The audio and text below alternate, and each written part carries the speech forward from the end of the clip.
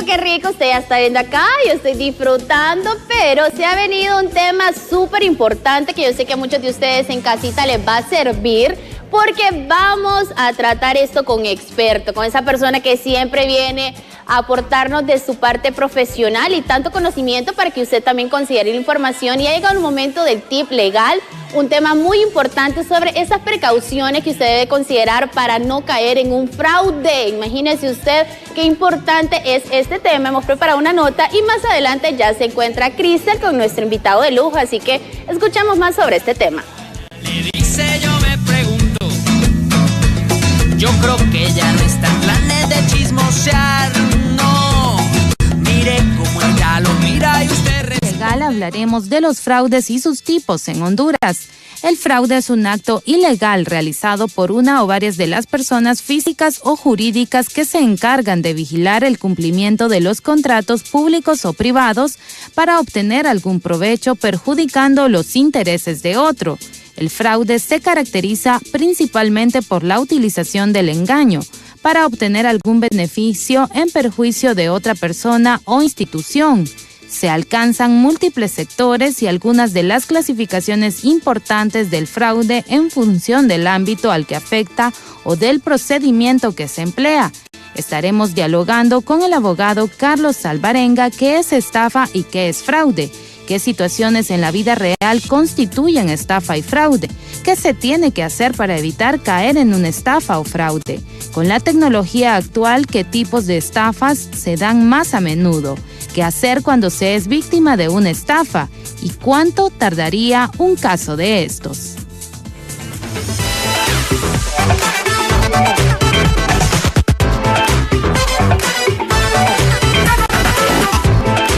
Gracias por continuar acá en Café Caliente. Como usted ya vio la nota, vamos a estar hablando de estos fraudes que se hacen usualmente a través de las nuevas tecnologías y que muchas personas lamentablemente caen y les toca pagar cierta cantidad, mucha cantidad de dinero a estos estafadores. Pero para hablar acerca de este tema tan importante, nos acompaña ya en esta mañana el abogado Carlos Alvarenga, al que le damos la bienvenida y le agradecemos, por supuesto, que nos acompañe en esta mañana. Buenos días, abogado.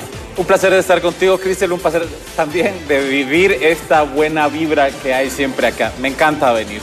Y sí, ese tema es importantísimo porque realmente, como dijo Cristel y como lo preparó en el intro, es triste cuando caes en una de estas situaciones y te despojan de tus bienes.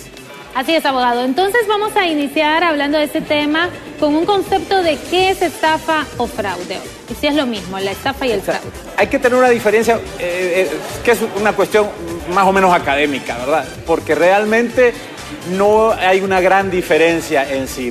Pero es importante por aquellas cuestiones de las penas y de las sanciones, ¿verdad? Entonces, la estafa tiene que ser usted el que al final de cuentas realice la acción. Pero para hacer esa acción que le perjudica a usted, y se lo estoy diciendo en las palabras más coloquiales, tiene que haber habido un ardid, una manipulación de la voluntad para sorprender su buena fe. Y con los fraudes ya es diferente. Sí hay abuso de confianza, sí hay una estratagema capaz de hacerlo caer a usted, pero ya las acciones las realiza más propiamente la persona que comete el fraude. Pero al final las penas vienen siendo las mismas. Y por ponérselo así, en aspectos generales, acuérdese de aquel rey africano que de Nigeria lo habían derrocado y decía que tiene una fortuna de 30 millones de dólares, pero que si usted le mandaba $100 y su número de cuenta, se los iba a depositar. Cristel, se hicieron millonarios esas redes de nigerianos con ese tipo de estafas. Pero hay otro tipo de estafas que vamos a hablar aquí con la amiga. Y realmente a veces uno consideraría que, a mí no me va a pasar, a mí no, yo soy no demasiado inteligente. Yo soy muy inteligente, para mí nada que ver, pero sí. Cada día con las nuevas tecnologías, abogados, se adquieren diversas maneras de engañar a las personas para que puedan dar, los datos personales. Sí, imagínese que si usted ya le da los datos de su tarjeta de crédito a una aplicación o le da alguna contraseña, eso ya inmediatamente pueden hacer 1000 hackeos y precisamente hacerle un fraude de este tipo, abogado. Es correcto, amiga, es correcto. Y fíjate que la gente, en vez de ponerse más viva con las redes, como que se pone más dunda, fíjate. Y por mucho que les dice uno las cosas, al final de cuentas vuelven a cometer los mismos errores. No den su clave por internet a nadie, su clave de ninguna clave. Es que por internet usted no tiene que dar ninguna clave. Cuando está haciendo una transacción comercial, pero en un sitio seguro, con una tarjeta de crédito, bueno, eso es harina de otro costal. Pero, por ejemplo, no de la clave. Esas son las cosas que hay que decirle. Hay que hacer publicidad enorme, a pesar de que se les dice. Otra cosa también, no le dé clic a enlaces que usted no conoce, que no sean seguros. Y si viene de una persona conocida, pero no le menciona de qué trata, usted pregúntele, óyeme, ¿y esto de qué es seguro? Aunque se enoje, porque hay gente que se enoja. Bueno, y todo el mundo anda enojado, ¿verdad? Pero esas cosas son importantes, mi amiga Cris. Ahora, abogado, ¿cuáles son estas situaciones que se presentan en la vida real y que sin duda podemos poner la denuncia que hemos sido víctima de un fraude o una estafa acá en Honduras? Vaya, por ejemplo, en el caso de la estafa podríamos poner uno de los ejemplos más clásicos con una escritura pública, ¿verdad? Una escritura que se pueden pedir copias perfectamente desde el registro de la propiedad. Ojo, no estamos hablando necesariamente de que haya una falsificación. Yo tuve un caso de un amigo que andaba viendo casas que estaban en venta. Esta persona lo que hacía era, se vestía muy bien y al final de cuentas negociaba con la gente, le decía, me parece muy bien, está excelente, solo que necesito una copia de las escrituras. Con la copia de la escritura ya se iba y sacaba una original del Instituto de Propiedad. Y con esa original lo que hacía era ir a dejar como garantía ante un usurero, y que hay usureros internacionales aquí, por cierto, que es un problema con esos pagos por goteo. ¿Y qué es lo que sucedía? Al final de cuentas, sacaba el dinero y el usurero, que también estaba compadre hablado, se quedaba con las propiedades. Ya confirma y toda la cuestión. Ese es un fraude, una estafa, por ejemplo. Ahora, ¿cuáles son los otros fraudes? Los fraudes son varios, mi querida teleaudiencia, mi estimada Cristel. Y hay que estar bien cuidado, pero bien cuidado con eso. Uno de los casos que más me ha salido como acusador privado es, y se debe a la mala organización de las empresas, a no estar constantemente haciendo, si no auditorías que son complejas, pero por lo menos una revisión contable, es la administración fraudulenta. Hay cobradores, hay algunos cobradores que van pitufiando, les llaman. Van abriendo un hoyo acá, se quedan con un efectivo, pero un cheque que pagó otro cliente u otro proveedor, como sea, ese lo mete en ese agujero. Y así van, poco a poco. Mire, por cierto, se nota cuando esa gente de esas cosas cambia de ropa, cambia de carro, cambia de novia, etcétera. Esa es administración fraudulenta. Mucho cuidado los empresarios, eso ya es un fraude. El otro fraude es, por ejemplo, la apropiación o retención indebida. Se da muy seguido y no es estafa. Usted le lleva un material a una persona para que le haga determinada obra. Puede ser una pintura, puede ser un mueble, puede ser cualquier cosa. Y esta persona se queda con los materiales que usted le llevó, incluso con el dinero que le adelantó, y nunca le entrega la obra. Ese es otro tipo de fraude. Los fraudes también que se hacen con cheque en blanco, fraudes también cuando se venden cosas ajenas, todo es una lista larga, pero todo se encierra en estafas y otros fraudes. Y las penas son las mismas, aparte de las multas y aparte de la indemnización civil, de tener que pagar por todos los daños y perjuicios, el lucro cesante, el daño emergente, por haber hecho esa malandrinada. Pero no hay nada mejor que la prevención, es de asegurarse bien. Muchas veces, mi querida Cris, la gente tiene pena de preguntar, porque así somos. Correcto. Entonces, y tiene pena de preguntar y indagar cuáles son sus credenciales, qué me demuestra usted que usted anda en ese negocio. O preguntarle a un empleado, mira, tráeme los documentos, tráeme los papeles. Ay, no, usted desconfía de mí. pues no desconfío de vos, pero es mi derecho pedirte esos documentos. No, y aparte que es que no es que confíe, sino que me protejo realmente ante tantas Eso situaciones es que se dan en la vida. Pero, abogado, ¿qué hacer entonces si una persona pues ya identificó que está siendo víctima de un fraude? ¿Cuál es el primer paso que debe tomar? Bueno, como Pero siempre... antes vamos a contestar una llamadita. Una llamadita, porque los televidentes son prioridad. Muy buenos días, le escuchamos. Buenos días. ¿Con quién tenemos el gusto? Buenas, con Andrés. A ver, cuéntenos su consulta. Fíjese que a mí me pasó un caso, bueno, no sé si se pueda considerar como fraude.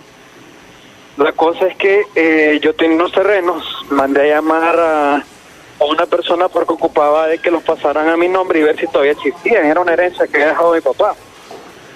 Y la cosa es que un abogado me dice de que tenía una persona que conocía más sobre el tema y que me podía ayudar y me cobraba. Y la persona esa era un arquitecto. Pues me dijo que me iba a cobrar 10.000 lempiras por cada terreno encontrado y traspasado a mi nombre. Y la cosa es que a futuro empezó de que a poner trabas, que papeleo, que para la gasolina, que no sé qué. La cosa es que prácticamente por cada terreno salieron casi 25.000 lempiras. Y al final no me lo quiso, o sea, y eso que hicimos ya habíamos hecho un acuerdo escrito y hablado de que solo iba a cobrar los 10.000, a ver si los 10.000 lempiras. Y al final cuando yo le dije que ya teníamos un acuerdo, que no sé qué, no podía correr tanto, no me lo quería entregar. En ese caso, ¿qué se podría hacer, abogado? Bueno, fíjese que la verdad hay un fraude ahí. Más que una estafa, porque sí ya la persona actuó fraudulentamente. Como les decía, el fraude se diferencia de la estafa en que el fraude, el delincuente, el criminal es el que realiza las acciones materiales. En este caso, quiero hacerle una diferenciación muy clara para la estimada teleaudiencia y también para usted, don Andrés, en cuanto a que no hay que confundir cuando hay un incumplimiento de un contrato, en lo cual ahí hay un dolo civil, es decir, una mala intención simple y sencillamente de no cumplir con el contrato. Es decir, eso es muy diferente a cuando hay ya un dolo criminal, o sea, un ánimo de cometer un delito con la intención de perjudicarlo. ¿Y por qué yo digo que aquí usted está en una situación penal y por lo tanto lo tiene que denunciar y aportar toda la prueba? Es porque empezó a engañarlo, que con esto, lo otro, necesito aquello, necesito lo otro, etcétera, y no era lo contratado y además no era exactamente para los fines a los que usted le habían dicho. Así que yo lo que le recomiendo es que con la prueba que usted tiene documental y con la prueba testifical, usted abóquese al Ministerio Público para poner esa denuncia y dele y tópelo, ¿verdad? Porque si usted lo deja ir, permítamelo decir a usted y a la demás teleaudiencia, se convierten en una especie de cómplices por permitir que gente así ande en la calle estafando a otras personas. Estuvimos con él en un café, yo había ido al baño y a mi amigo él le comentó de que si me convencía a mí, porque me había dicho de que de unos terrenos de aquí de Huinope, que eran como 10 manzanas, él me iba a cobrar se iba a quedar con una manzana porque era un solo relajo el que había ahí, y si había gente había que irla a sacar, se habían invadido. Y le dijo a mi amigo de que le iba a pasar como, no me acuerdo cuánto de tierra, si me convencía a mí de que aceptara el trato. Ya entiendo. No, dele, sin pena. Hágalo. Si usted tiene la posibilidad de contratar un abogado para que le arme bien la denuncia penal, le arme bien todo el legajo documental y le prepare bien a sus testigos, pues haga ese pequeño esfuerzo y discutan también las posibilidades de éxito, ¿verdad? Porque de eso importa también. Hay una inversión aquí que es de justicia, pero también se necesita que usted recupere lo que ha invertido. Le agradezco muchísimo por su consulta. Igual usted puede ampliar su duda. Al final está mi número telefónico, al final de este tip legal. Así es. Muchísimas gracias al televidente por su llamada y obviamente por querer evacuar esa duda. Abogado, entonces, bueno, la pregunta que había quedado antes de la llamada, ¿qué hacer cuando yo identifiqué que estoy siendo víctima de fraude o estafa? Ay, qué bueno que te acordaste, porque a mí ya todo se me olvida. ¿Ya se le había olvidado? Sí, ya el Alzheimer me lo están dando por cuotas, así hablando de fraude. Bueno, lo que le decía a don Andrés, usted En este caso, como en cualquier otro caso, es importante que le provea al abogado de la prueba. Ojo, un buen abogado también es un buen investigador y tiene principios y conocimientos bastante amplios sobre qué tipo de prueba se necesita en cada caso. Y en cada caso, como cada caso se subdivide en diferentes situaciones, cada una de esas situaciones, ¿cómo las va a comprobar? Entonces el abogado también tiene que hacer su trabajo, pero de parte suya, como cliente, tiene que aportarle. Y en estos casos, generalmente la prueba documental. He tenido casos de empresas grandes y millonarias que, por desgracia, son muy desordenadas, incluso teniendo la plata para llevar todo esto bien archivado, son muy desordenadas con la documentación física. Y habiendo ahora sistemas automatizados e incluso grandes bodegas que le guardan toda esa documentación y no lo hacen, y entonces uno de abogado no puede hacer nada, porque en este tipo de casos la prueba documental es vital. Los vouchers de los cheques que se entregaron, las facturas, los quedan, todo, etc. Entonces eso, una vez que ya tenga la seguridad de que hay un fraude y las auditorías, las contabilidades que se puede llevar, etcétera, usted tiene que contratar a un abogado para que le haga la denuncia, o se puede abocar directamente al Ministerio Público o a la División de Delitos Financieros de la DPI, que también se encarga de eso y de atender al público.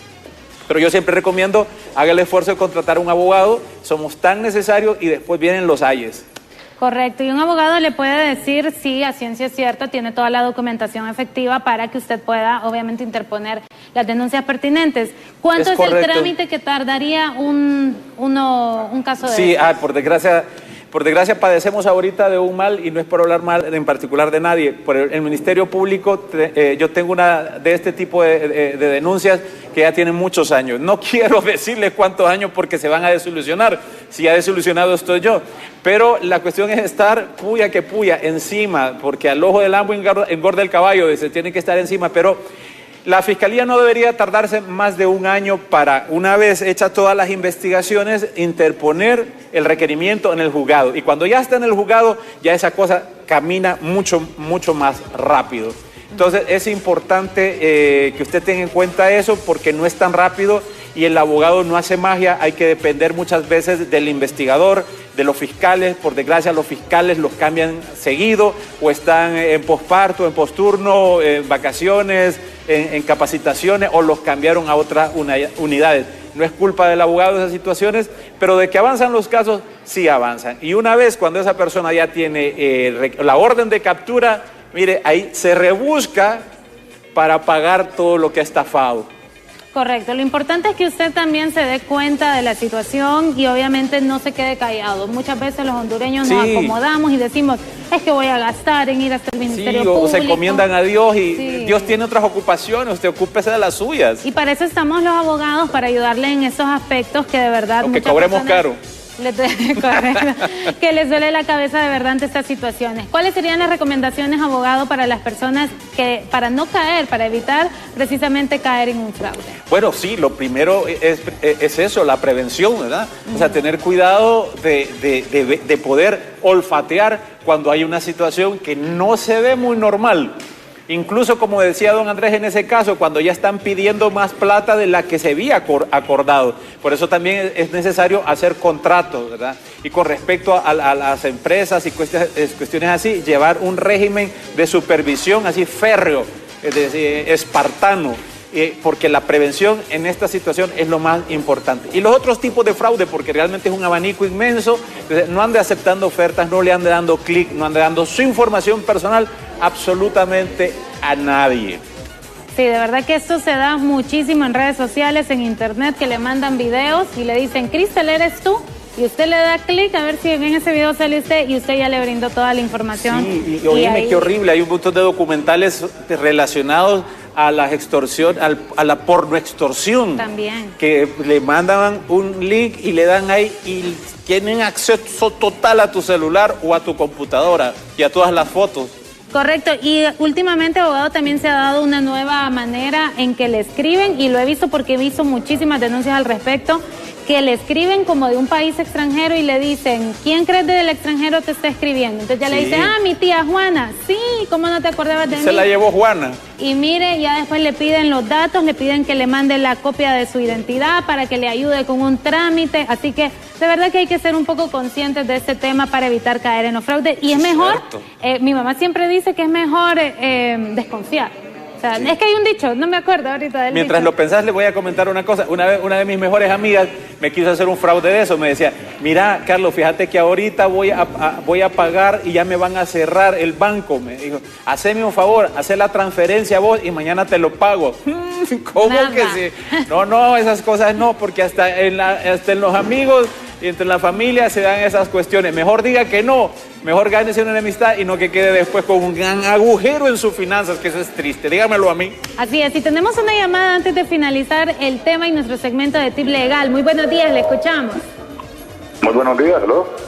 ¿Con quién hablamos? Y cuéntenos su consulta. ¿Aló? ¿Me escucha, Sí. señorita? Sí. Le quería... ¿Aló? Sí, le escuchamos. Ok.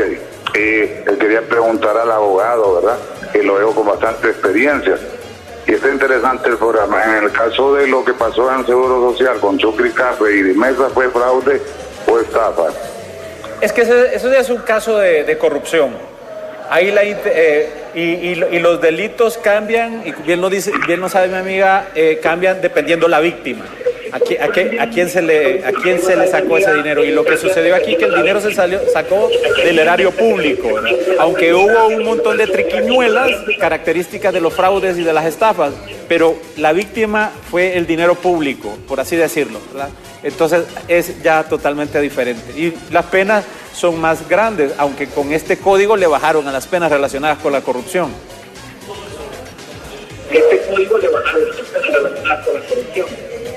Exacto, entonces lo favorecieron en aspecto. Perdón, que hay una como medio... Es que tiene el televisor, creo, encendido, ¿verdad? No. Repítame la pregunta, por favor. O sea, que lo beneficiaron a él con el nuevo código. Bueno, pues sí, al final de cuentas, lo importante es que se haga justicia. Todos exigimos justicia porque es nuestro dinero.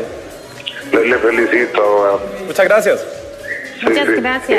Bueno, muy amable y muy buena respuesta, ¿verdad? Gracias. ¿Dónde tiene su bufete? Fíjese que lo he cerrado por la pandemia y estoy dando consultas vía Zoom. Y a la gente le es mucho más cómodo. Si no, en estos teléfonos puedo averiguar, ¿verdad? Ya vamos a pasar mi teléfono Ahorita por ahí. sí, tal vez nos ayudan para mostrar también los teléfonos. Ahí muy están, amable. exactamente, Gracias. para que usted ahí en casa los pueden Ahí ver. están. Miren Sí. pantalla. Perdón, Cristel, Dele. síganme en mis redes. En Facebook estoy como Bufete Alvarenga. Qué bonito quedó el... Gracias, David. Gracias. Qué chulo quedó realmente. El que yo había hecho estaba todo chafa. En YouTube, Bufete Carlos Alvarenga, y en TikTok no salgo bailando ni haciendo muecas, Carlos Alvarenga 555. Y me puede llamar a mi número telefónico que ya va a aparecer ahí, en el cual podemos tener una llamada por una consulta legal por Zoom. Claro que es cobrada, o si no, me manda usted un WhatsApp, y prefiero que sea un audio de voz, y yo le puedo dar una orientación cortita y gratis. Excelente, abogado, muchísimas gracias. Ahí está el teléfono y las entrevistas por Zoom para que usted también se ahorre ese tiempo de movilización y ese dinero. Es mucho más sencillo, mucho más fácil, y así el abogado pues investiga y ve si realmente su caso podría salir favorable, ¿no? Eso es lo importante, ser siempre con el cliente, siempre No, diciéndole la correctísimo, verdad. exacto. Muchísimas Fíjate que gracias. tengo 15 años de tener el mismo número de celular. Eso quiere decir que soy muy honesto, porque la mayoría que andan en malas movidas los cambian. Para que no les estén llamando, cobrando. Exacto. Gracias, abogado. Nosotros así finalizamos nuestro tip legal, pero continuamos con nuestros compañeros que están con una televidente preciosísima, a quien le damos la bienvenida en esta mañana y que por lo que veo es ganadora. Así que vamos con ustedes.